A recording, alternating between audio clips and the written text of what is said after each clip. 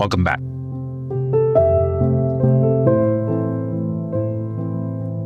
Today we're going to talk about a single word. And this word sounds harmless, and it can even sound hopeful.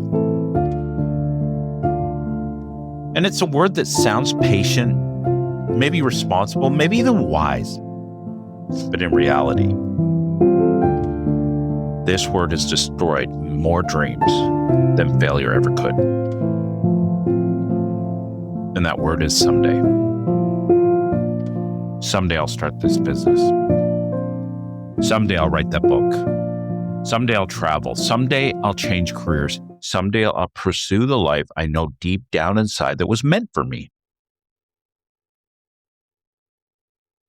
And someday sounds responsible.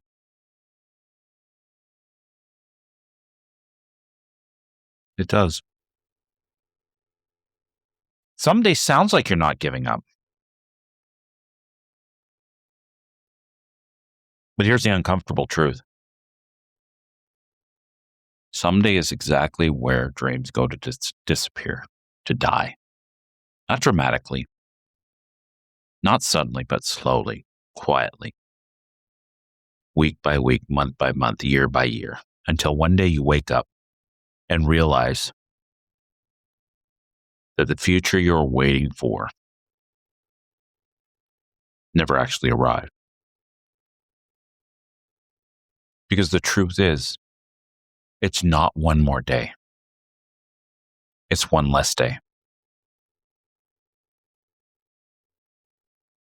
So there's kind of a dangerous comfort in someday. Just someday, right? Someday, one day maybe. Human beings are incredibly good at convincing themselves they will act later because the future feels safe. Future feels generous. The future feels like it has endless time. But Buddha said that they think they have time. But here's the problem. The future is the most dangerous place to hide your dreams. Because when something lives in the future, it never has to face reality. It doesn't have to face fear. It never has to face action. And so the dream stays beautifully preserved. Like those beautiful dishes in the cabinet that never get taken out, never get used. Untouched, unchallenged, and unlived.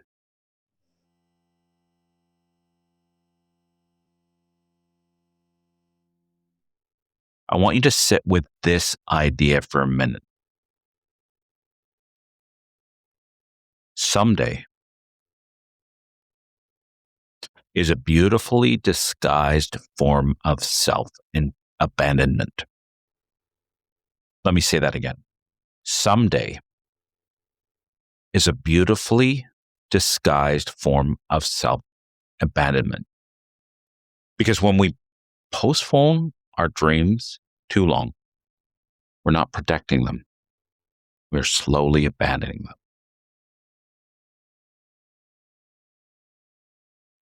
And the funny thing is, in a sense, I do want to put some fear in you around this, around leaving it for someday. Tony Robbins says, human beings will do more to avoid pain than they will to achieve pleasure. And he said, if you ever really want to change something in your life, you have to attach more pain to staying the same than the pain of change, and you will automatically change. So sit in the fear for a second. I'm not trying to terrify you or crush you. What I'm trying to do is inspire you to realize if you have a dream and you're leaving it in someday, maybe you need to get present with the fact that you go through all your days, with this thing out there and someday, which doesn't exist. And at the end of your life, you're sitting there realizing you never went for it. Get present to what that feels like. And then stop saying someday. See, this is one thing I talk about a lot. There's this illusion of the perfect moment. And it's one of the biggest lies people believe is that there will be a perfect moment that you can wait for. The moment when everything aligns, a moment when fear disappears. That's an illusion. Fear never leaves. A moment when confidence suddenly arrives. A moment when circumstances are ideal. But here's the truth about extraordinary lives. The perfect moment almost never exists. History is not written by people who waited for perfect conditions. History is written by people who acted despite imperfect conditions. Think about it. Who inspires you more? Is a person who crushes it every time and seems to be, blessed or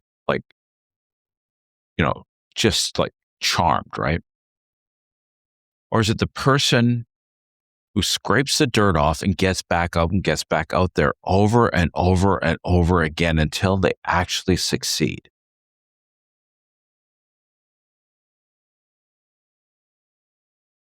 There was this philosopher named Seneca who once said something incredibly profound. And once again, I'm trying to create a sense of urgency and maybe a slight sense of pain. While we wait for life, life passes. Think about that. While we wait for life, life passes. Every day you delay something meaningful, that day is gone forever. It's not one more day, it's one less. Okay, with all this knowledge, why? Why do people wait? Why do you wait? So let's go a little deeper. The truth is, procrastination is rarely about laziness. I was actually talking to somebody yesterday and they were like, "Oh, I'm worried I'm getting lazy." And I'm like, well, in my experience of life, lazy people never say, "I'm worried I'm getting lazy." It's only the really, really effective people that are worried about that. That's one of their prime motivators, right? Because, like I said, it's not about being lazy. It's about emotion, specifically, like I said, over fear. Fear of failure, fear of judgment, fear of looking foolish, fear of pain, because the pain of change is greater than the pain of staying the same. Fear of discovering we are not as capable as we hoped.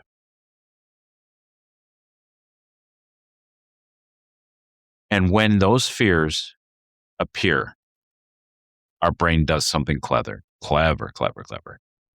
It postpones action. Not forever, just until later. Just until someday. And then suddenly, that dream feels safe again because you still have the dream, but you're not at risk of losing it as long as it stays safely in the future. But life wasn't meant to be monotone. Life is found in the highs and the lows and the challenges. That's life. So let's go back to the myth of being ready. And this is a trap that millions of people are stuck in.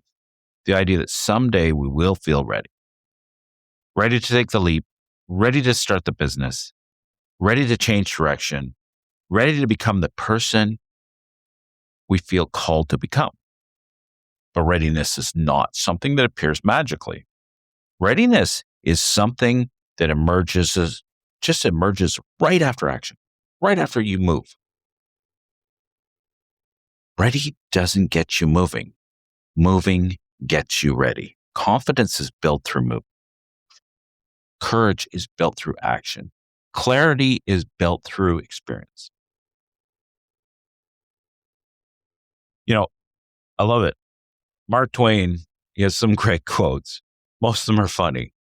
What was it? Like take everything in moderation, especially moderation. Anyway, but he said this, ironic little quote. The secret of getting ahead is getting started. Not planning perfectly, not waiting endlessly, not analyzing every possibility, simply starting.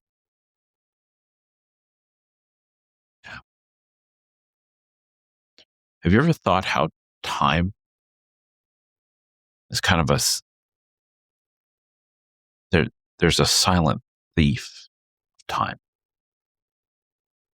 Because, if you think of it, as we get older, time, our experience of time is it's moving quickly and moving quietly. Because when you're young, you believe time is abundant, which makes sense because you're young. As soon as you hit the middle of your life, you start to realize that time is a little bit more valuable. And as you grow older, you realize time was the most current or precious currency that you've ever possessed. Think about it. Time.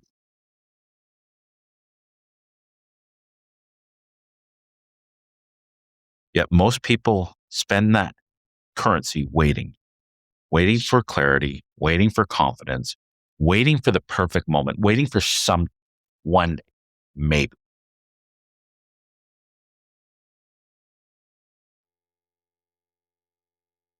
So there is kind of a psychology around urgency, and it's kind of fascinating. The human beings who do extraordinary things, and they will do extraordinary things when urgency appears. Have you ever noticed that? Like the most like creative and successful human beings get more done under pressure than when they don't have pressure. And maybe you're the same. Maybe you realize if you have less pressure, you have less capability to produce. Because deadlines suddenly create focus.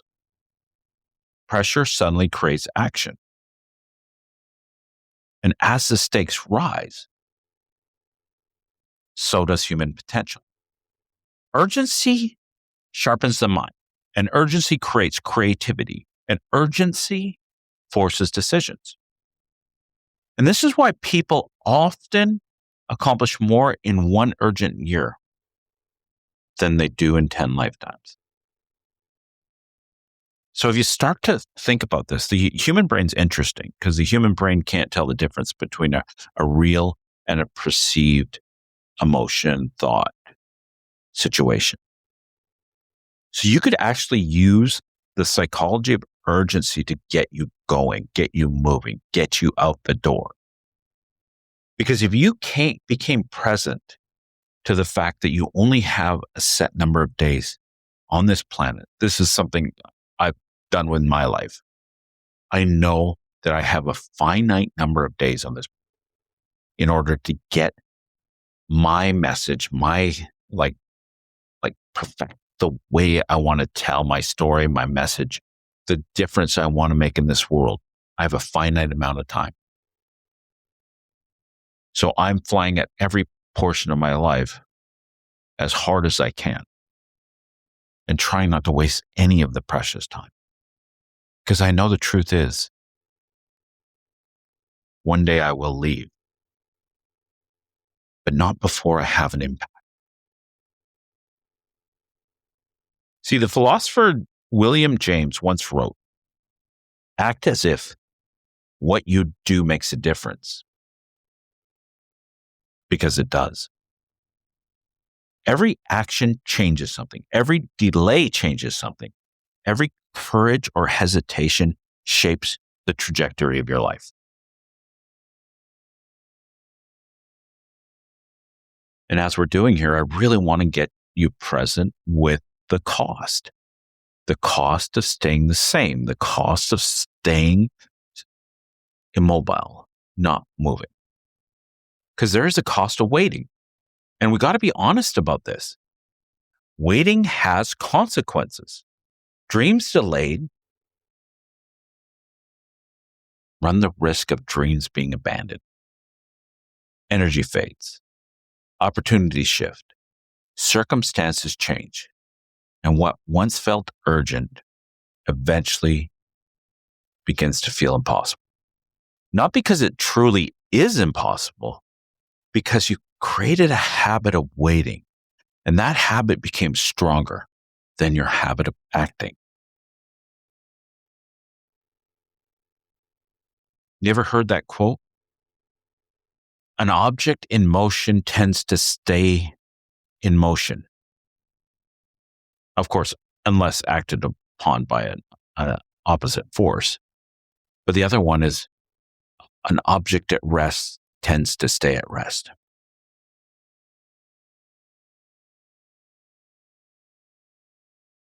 There's a lot of fear there, right?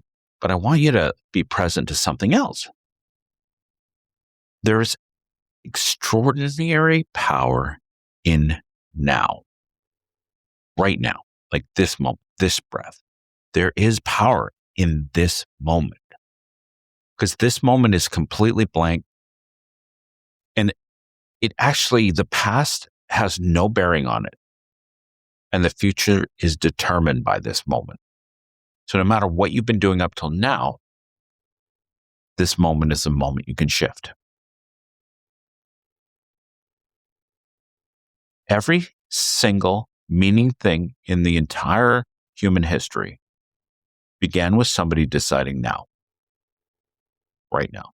Not someday, not eventually, not when conditions improve, but now, right now.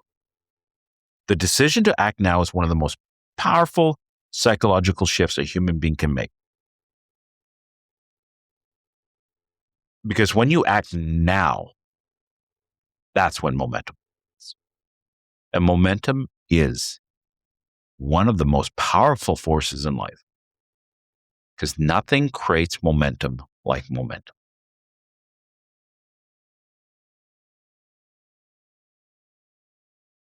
And the thing is, we have this illusion of perfection, right?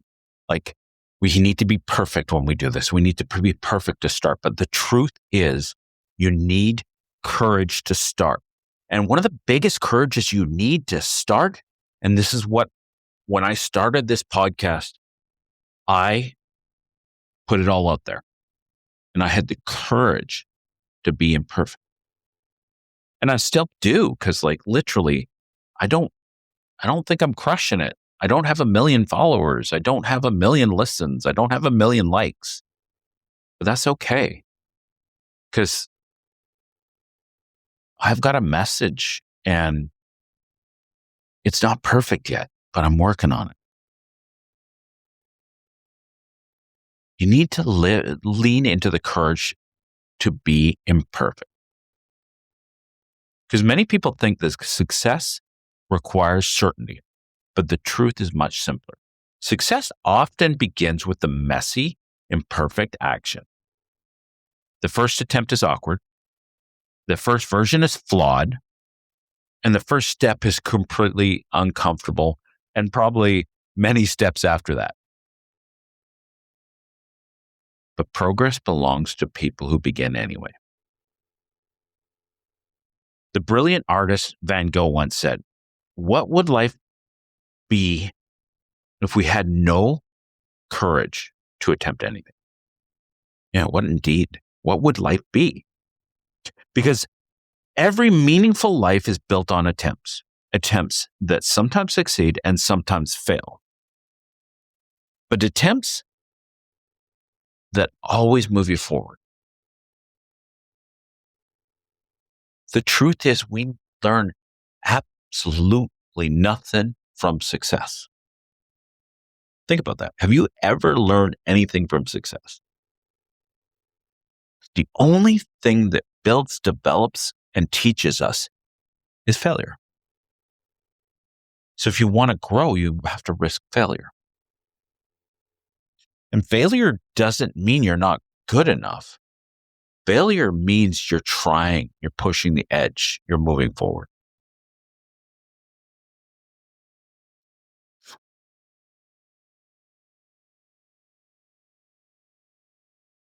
So right now, somewhere in your life, there's something you keep postponing. Something meaningful, something important, something that quietly whispers it to you, sometimes late at night. And the truth is, you already know what it is.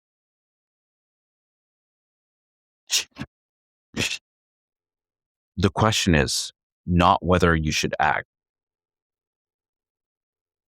The question is, are you going to continue postponing it? Or is it time to begin?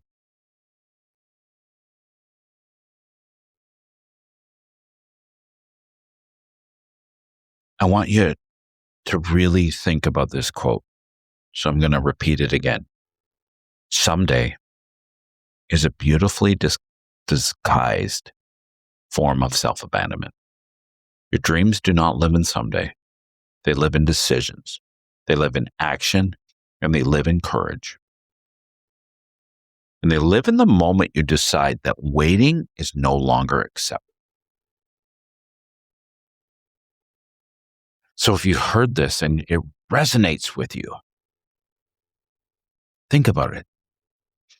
If there is something inside you that's been waiting, something you keep postponing, something you keep promising yourself you will do one day, let today be different. Let today be the moment you stop negotiating with the future and start living the life that has been patiently waiting for you to begin. Because someday is not a day on the calendar, but today is. And today is powerful enough to change everything. So one small step, start the momentum. Thanks for listening again. Keep building your own inner advocate. Thank you for listening to this episode of Your Inner Advocate, a podcast by Kimen Petersen, formerly Conversations with Kimen. If you found value in today's episode, please follow, like, and share the podcast with someone who you think may benefit from it. You can listen on Apple Podcasts, Spotify, Podbean, and connect on Instagram at your_inner_advocate. Until next time, keep listening to and developing your inner advocate.